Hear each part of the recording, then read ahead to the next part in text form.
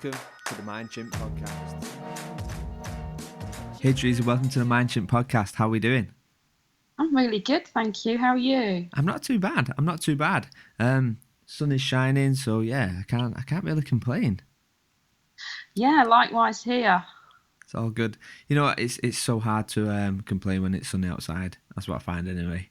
So usually when I get the guests on the podcast, Teresa, I kind of ask them to kind of summarise a log line, kind of who they are, what they're about, and a really over the top, or just your own unique way of summarising you. So do you have one of them? I'm not so much a log line. Brief synopsis is probably the best way to describe it. Okay, go for it. Wanted to be a teacher, became an antique dealer, then went into retail L&D, then went into education sales, then went into corporate L&D. Learning always been a passion for me from a child. Okay, that's a good recap. And maybe we'll touch upon that in just a sec, actually. But when you was in school, and the teacher would ask you, what is it you want to be, Teresa, when you grow up? What is it you would say? A teacher, I suppose that's quite an obvious thing when you're at school. But I think before I even went to school, I've got very early memories of being a very curious child. And I see that in my daughter as well. And as she's growing up, and family that remember me as a child, I keep saying, she's so like you. She's so like you. She's very curious. Okay, a teacher. That's good. So usually before we get into kind of a little bit more about you, Teresa, and what you're all about, I ask the guests to pick out 4 numbers from 1 to 100. So could you pick me 4 numbers, please? 98. 98. 42. 42. 11. 11. And 7. And 7. Perfect. We will come back to them a little bit later on. So, yeah, obviously, Teresa, we know each other from the Mind Chimp WhatsApp group and stuff like that. But yeah, maybe give us a bit of a brief bio over who you are, kind of where you've come from, and where you are right now. Where I am right now, I'm sat in the middle of the Midlands. That's where I'm working from home today. Live in sort of the heart of the National Forest. I'm lucky in terms of having lots of places to go and walk in what was a former mining area. I've lived here all my life, so I come from what you would call a working class town, but always travelled with work. And as I said, wanted to be a teacher, but that didn't happen. And the reason was that I got tired of studying. So this person that was a voracious learner suddenly had enough of sitting in the classroom, being lectured to when I was doing my A-levels, and found nightclubs and partying as a diversion. And when I come back to things that I'm doing sort of now in my life, that is an important part of what I do for leisure, dancing. And I went working for my auntie when I left college, and disappointed my parents, who thought I was going to go off to uni and be one of the first people in our family to go to university, and worked for my auntie, as I say, and she was an antique dealer. And I ended up starting my own business and did that for 7 years with my first husband. And unfortunately, things didn't work out for the marriage, and that resulted in me leaving the business. And then ultimately, the business crashed and failed, and found myself with nothing. And back at my parents, living in their caravan on their drive, in their tour caravan during the summer, and the settee in the winter, because my sister was also at home as well. So that's where I sort of started from, and then went into the workplace, worked for Dunelm when they were a very new organisation as a retail manager. Then went into retail L&D at Do It All, the DIY company.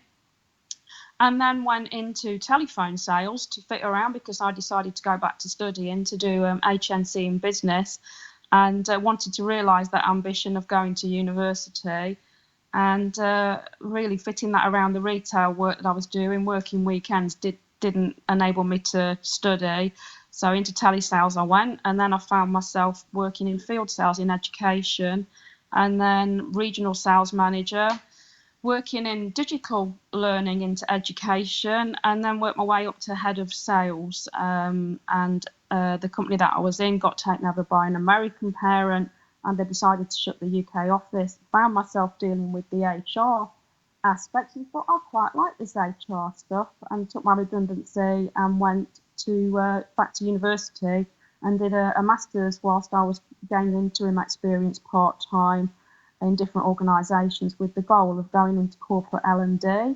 And I joined Eon on a temporary basis in 2008, and nearly 10 years later, I'm still there. Wow. Okay. So kind of a really good mixed bag of kind of, what I guess the question which I'm coming to now is, over a time of doing different things, and maybe, it was when you set up your own thing right through to what you're doing now. What's been kind of the common themes you've seen throughout each, industry or each role? What is like a reoccurring theme? Maybe it's a problem. Maybe it's something you've just noticed straight away. A problem, I would say, is people's egos and politics that then damage things, that are hindering and putting obstacles and create complexity and issues that make work and working life more difficult than it needs to be. Right. Okay. That's really interesting. I think, it's so hard not to go back to this, but I guess Alex Ferguson summed up really well in a statement. He said, one person isn't bigger than any team. And I think, you can see that in a lot of times in ego. And I'll be honest, I have a bit of an ego. And it's something I'm aware of, and I try to dial it back as much as possible. But yeah, I've seen ego really break things which were perfect. It's so sad to kind of sit back and see. And when I say an ego, it's not. I don't think it's an ego. I think it's an opinion. I think I'm just opinionated, and that's probably not always the best thing to do. So that's something I'm managing myself. But yeah, it's really interesting you bring that up. So if I was to say to you have to give a gift of a book to 3 people, what book would you give? I would give Marshall Goldsmith Triggers. Okay. Why is that? Because it addresses some of those things that I've just mentioned. So it's about having a better relationship with yourself, a better relationship with the people around you, and identifying changes and how you can make those changes stick to live a better and happier life and to achieve your goals. Okay. Cool. I've not read that one. I'll get that one added to my list for sure.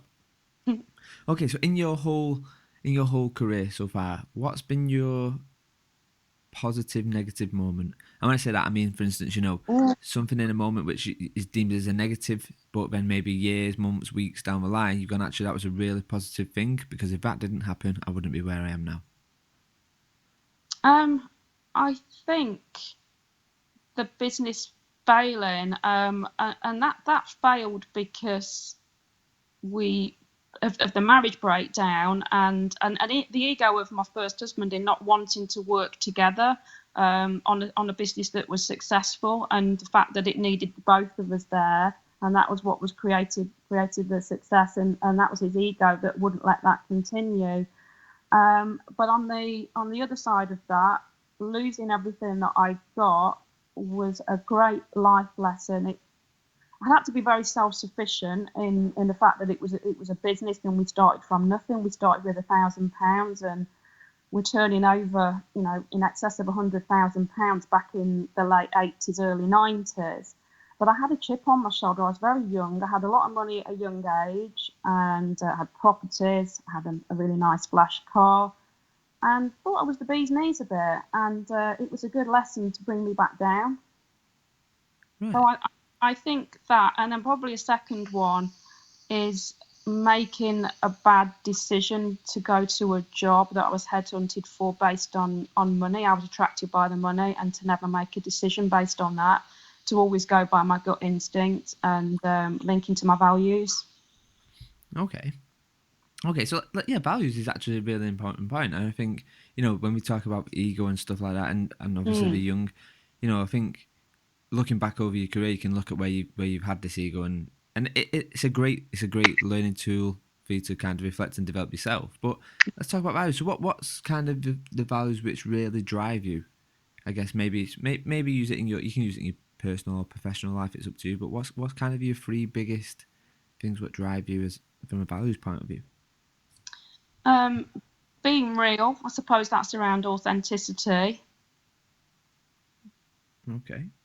Being honest, and integrity. For me, that's very much, if I say I'm going to do something, I'll do it. I don't let people down. Right. Or Okay. if I do, there has to be a really good reason why that might be. Okay. Yeah. Authentic is massive. I think you can wear a mask for so long, but then eventually that's going to slip back. You can wear this mask of being authentic, but then if you're not truly authentic and you're not real and like honest, then eventually it's going to people are going to see through that over time. Definitely. Okay, that's really insightful actually. So if I was to say to you, right, Teresa, what free resources what free resources or tools? So use that very loosely, but what's the three things you're using right now? And it can't be any social media platforms, and it can't be your Google search. Okay. First one would be Trello. Okay. So I'm using that with my team, and that's quite new to them, and that's engaged them pretty quickly.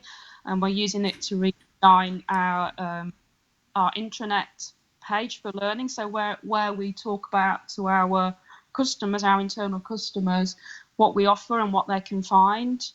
And that's working really well and helping to keep track of all the work. And it's due for launch on Monday as well. Ooh. So I've been able to see what they're all up to and where they're at.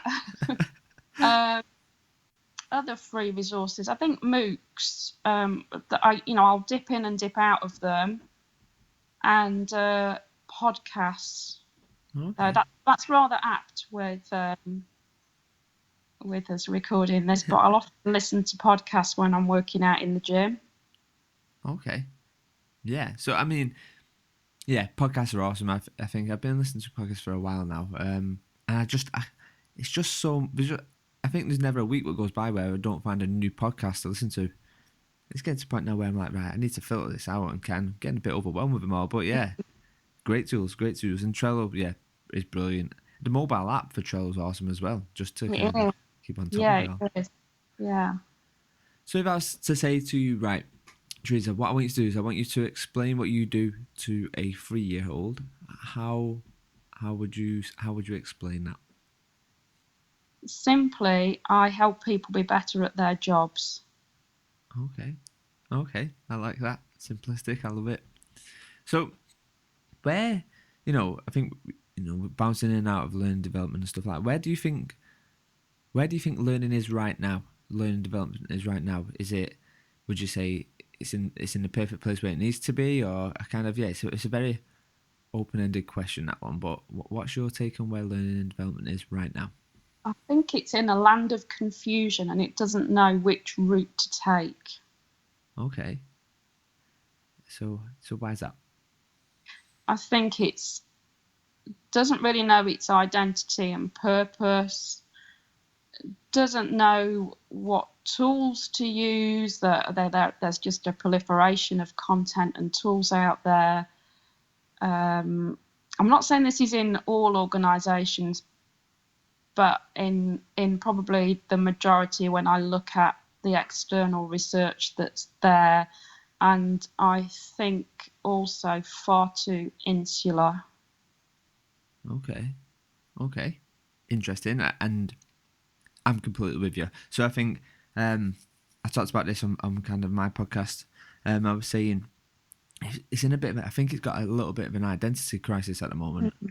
And yeah, again, I think it's kind of struggling where it wants to be. But then I think a lot of people in learning development are going through that as well.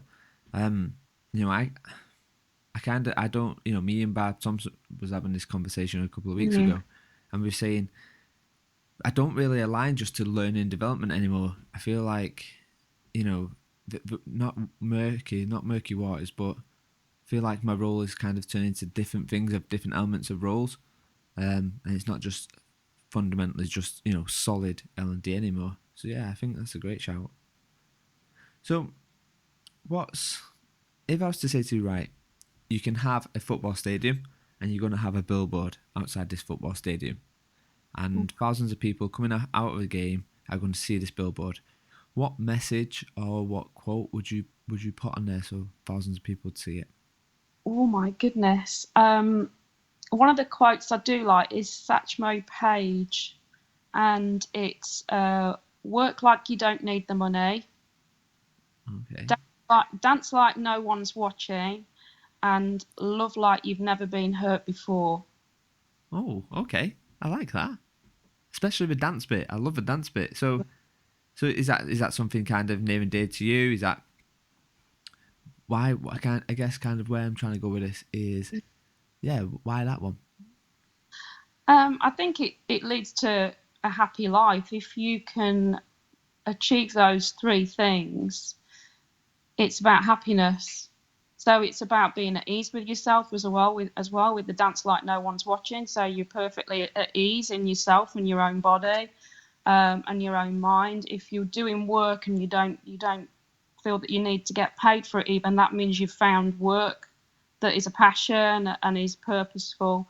And the love thing, I suppose, is about anything in terms of change. So it could be from a relation point of view, or it could be any change that you go through, and you're still willing to put effort in and to try again in the face of any adversity or failure. Okay, perfect. So, in your role, you probably do a lot in your day-to-day role and stuff. I guess the one thing I'm thinking of is, if I was to ask you a question of, okay, you get to pick 2 hours, what you're going to have to relive every day out of your job. What 2 hours of your role would you love to relive every day? Oh, when I'm working with groups of people, when I'm helping them, particularly, I did a lot of wave feedback last week. So my job entails different aspects, which I enjoy, and helping people through those feedback sessions, and make sense of that in a deeper coaching style conversation. And I was also with a small talent group last week, and talking to them about what they focus on in developing themselves and how they develop mastery in something, rather than trying to be several things and consume content, about how they find that one big thing that's then going to impact different aspects of their career and development. So definitely when I'm with people in our business. Okay, thank you. So this question is probably to get a little bit more about you personally. So what's an unusual habit you have? What people might not know about? Yeah, probably an unusual habit. Probably the dancing stuff is that how much time I spend listening to music and dancing, or sort of in the car, or when I'm at work, is my feet will be dancing under the table, and I've got music on if I'm involved in some work, some design work or some writing. So I think that probably is. And I don't watch. I think the other thing is, on the other side of that is, I stopped watching very much TV at all. I stopped reading newspapers about 11 years ago. I stopped watching TV about 4 years ago. I rarely watch the news, and I live in a state of what I call blissful ignorance. Okay. So this probably leads me on to the next question then. So, sometimes I think we can live in a world of overstimulus, over noise, obviously social media, blah, blah, blah, news, TV, whatever. How do you, if you find yourself kind of stressed, or maybe it's stress, or maybe it's lacking focus, how do you recompose yourself and kind of either regain that focus, or reclaim your sanity and when stressed out, I guess? I'll probably just take, if it's in work, I'll probably take 10 minutes and go and do some quiet sitting, which is a practice I learned probably about 4 or 5 years ago. And the other thing I'll probably do is exercise, go to the gym, move my body. I find that is always a good thing, to just change your environment, move your body around, get the blood circulating again, and then come back to something. Okay, good advice. So what's, looking out, and maybe, yeah, let's just do this quite a general question. So what's the one thing you've seen, maybe in learning development, or maybe it's wider than that? What's one thing you've seen where you think, bloody hell, I wish I'd come up with that idea? Oh, I really like the Be More campaign at City and how they've driven that. That's something that I find aspirational, to push your learning culture that way. So that, I think, is a great way that shows how L&D can be a main enabler and impact how people learn through their work, and doing that around taking stock of what's going to work for the people in the organisation. Okay, so maybe share a bit more on that. So Be More, what is that kind of? Yeah, that is using social media, and it's giving people 30-day challenges, but also focused on them sharing their learning, and looking at that science around teaching something back is one of the best ways to retain that knowledge. Okay. I'll have yeah. I think we've talked about this in the past, but yeah, I'll try and dig a link out and get that put into the show notes for people to have a bit more of a read about that if possible. So, if I was to say to you, right, Teresa, the 90-year-old you in the future is going to send you a message now, and what the message are kind of, what do you think? What piece of advice would they give you now, what you're still struggling to take? Oh, believe in yourself and your own power. Okay. And that's something you're still kind of struggling to get your head around now, even in kind of where you're at right now in your career and stuff? Sometimes, but it's much more rarely now. I think that's been in an area which I've spoken about in our group, around presenting and actually not being afraid to talk about the work that I've done, and how that's made a difference. Because I started my L&D work as a designer, and you're more back office, and I was more comfortable with that. I don't necessarily like to be centre of attention, and that's been a really steep learning curve. And when you think I say that I wanted to be a teacher, and you think a teacher's at the front and is probably in the traditional classroom model, is doing the majority of the talking, that is at odds with saying, well, actually, it's not something that I found easy or comfortable, and I've really had to deal with that discomfort to be able to speak like I did at Learning Technology in January. So I think that has been a big thing for me. Okay. So, what piece of advice would you give to someone who is kind of going through kind of, what you mentioned there? What advice would you give to people now, if anyone was listening and they was kind of going through the same, same struggle, if you like, as of what you just mentioned there? What piece of advice would you give them? Find safe places to experiment first, and don't be afraid of making mistakes, and get yourself to a place where you are focused on your audience and not in your head. Okay. Yeah, I like that last bit. I think you see it quite a lot in creative minds and people within learning development. Actually, I think we're so focused, in our head and coming up with new ideas and different things of working. And I think sometimes we run the risk of being trapped in our own mind a little bit too much. Actually, yeah, it's a really good bit of advice, actually. Thank you. So, what's something what you're learning new now? So, is there anything you're learning right now, a new skill, a new behaviour or something? And how are you learning it? I'm always learning new things within dance personally, and another reason for learning dance is to put myself in the shoes of a learner and to see what that feels like. And there's a lot of discomfort around that. And you go to social events and somebody might ask you to dance, and you've as a follower you've got to connect to that person and feel the mood. Again, it's about being in your body and in your head and listening to the music and not being frightened if it goes wrong.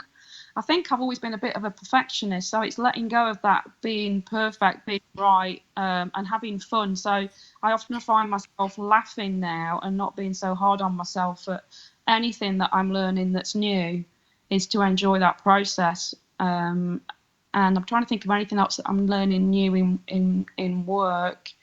I would suppose it's this design of the new intranet page is playing around, and because I used to do a lot of design work and then went more into project management, I used to love experimenting with platforms and seeing what they could do, and that goes back as well to when I was selling into schools.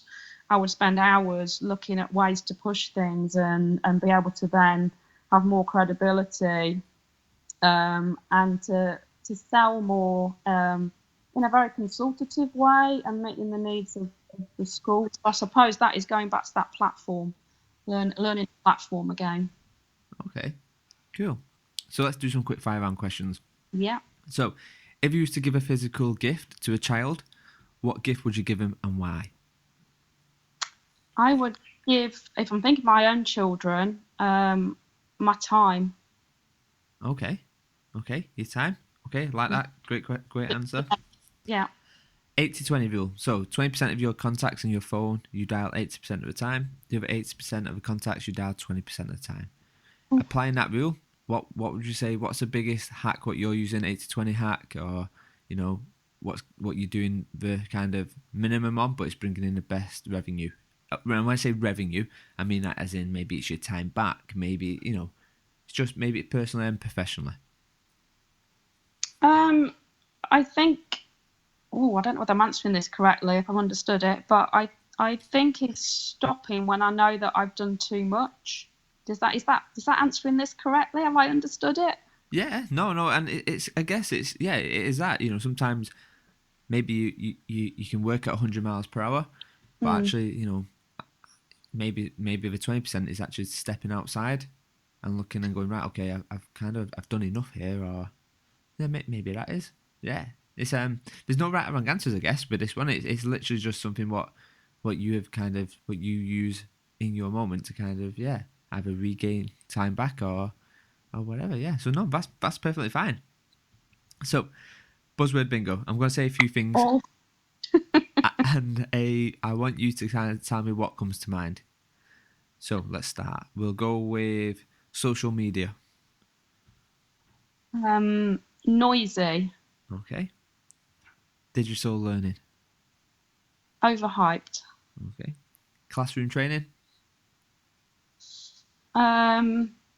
Undervalued. Okay. And we'll do one more. Teresa.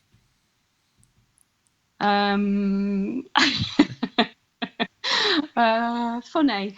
Okay. Perfect. So 3 people in the industry right now. Okay, maybe it's people who have been here a while. Maybe it's people who are new up and comers. Who's 3 people who you think people should be kind of, when I say watching out for, I don't mean in like the weird way, but I mean like who's the 3 people now who you think actually if you're not following these, follow them. They're sharing good ideas. They're doing things differently. Yeah, 3 people who comes to mind. Our Assie in our group, I don't know if I pronounce his name correctly, so help me on his surname. He'll probably be listening to this thinking, oh my, she's got it wrong. Degani. That's the one. Thank you for that. Thanks for the help. And that he's out there doing it, and he does it against so many challenges, and he shares his knowledge with us all so much as well, and shares what he's done. So I find him very down to earth, very helpful, and very inspirational. Okay, shout out to Asa. Okay, next one. I've got to have some shout out to the girls. So Jo Cook, Lightbulb Jo. She's become a good friend, and the work that she's doing some work internationally, a lot of work around women in L&D, her expertise and what she does with virtual classrooms. So I'm learning a lot from that, because that's something that we're looking to do more of in my work. And has to be Laura Overton as well, because I remember Laura's work in at very early stages when I worked with the school. She was doing data and analysis and benchmarking within education. So I used to refer to Laura's data back then, before she then took that into the corporate world. Okay, perfect. And we'll do the last one. What's the best bit of bad advice you hear in our industry? So, Best yeah. of bad advice that So it's a mouthful to say as well. Best bit of bad advice. I don't know whether I can answer best bit of bad advice. It's probably things not to do would probably be the best thing. So I always say put the business first and this problem before any solution. So I would say step away from the technology and all of the different solutions you could probably look at, and really examine the presenting problem. Okay. Yeah, so I think stop being don't be solution focused straight off. Don't go to solution, examine and performance consult, and use the organisational development cycle as well, which is not dissimilar to performance consulting. So I probably answered that question in a roundabout way. Okay, no, great answer. So, what shapes Teresa personally? Shapes me personally, definitely my children, my family, and spending time on my health and well-being. That is kind of, I can't do that, then I don't feel that I perform and function as well in work and life, and that's my medicine. Exercise, good eating, and dancing and music. Perfect.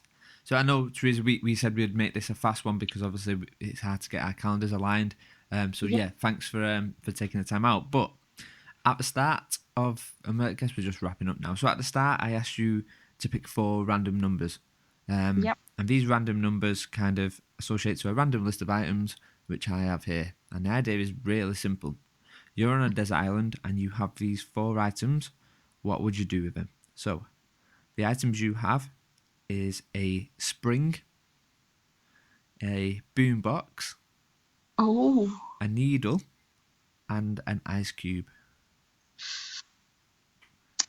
An ice cube's rather obvious, is that I would I'll probably put that in a G&T if there is one, or a cocktail. A boombox, is that like a sound box? Yeah. Oh wow, it's got to be for Bluetoothing from my phone to listen to music. No doubt about that. What was the other 2? A spring. What do you mean by a spring? Can you elaborate a little more? Yeah, so just like your typical spring, what you see. Where do you see a spring when you're trying to make a point about one? Maybe let's just say, like the slinkies, what you used to be able to get. Oh right, Let's yeah. Well, I'd probably make a staircase out of something and use that to get up and down there to while away my time a bit. Okay. Or make one of those. What are those things you could bounce up and down on? It's like 70s toy. What are they called? I can't remember the name of them. It's not a pogo stick, is it? That one, yeah. One of those. Make one of those. Okay. And what was the item? The last one is a needle. A needle. Oh, well, I can sew, so I'd probably make some clothes. I love my clothes, love my threads. So I think I'd make myself a few threads out of some palm trees and stuff. Awesome. So, I guess, at the start, I asked you what you wanted to be when you grew up, and obviously there's not an age where you go, right, that's it, you're all grown up and stop developing and kind of, that's it, you're done. You know, we're in learning development. That's kind of something what we do every single day and we tell other people to do. Mm-hmm. So if I was to ask you this question now, where you are right now with your life, what is it you want to be when you grow up? What would you say? I would say helping other people, anybody that I come into touch with, to leave feeling more positive than before they had a conversation with me. Okay, thank you. So where can we find out a little bit more about what you're up to, and where can we find out a little bit more about Teresa? Quite a lot on my LinkedIn profile, so there are few bits of media on there about different projects I've done in my work, and links to like video from learning technologies. You can find me on Twitter, and you can also find me on Facebook. So I've got a few of my L&D peers that are friends with me on Facebook as well. So you can probably keep track of all my dancing and stuff on there more than ever.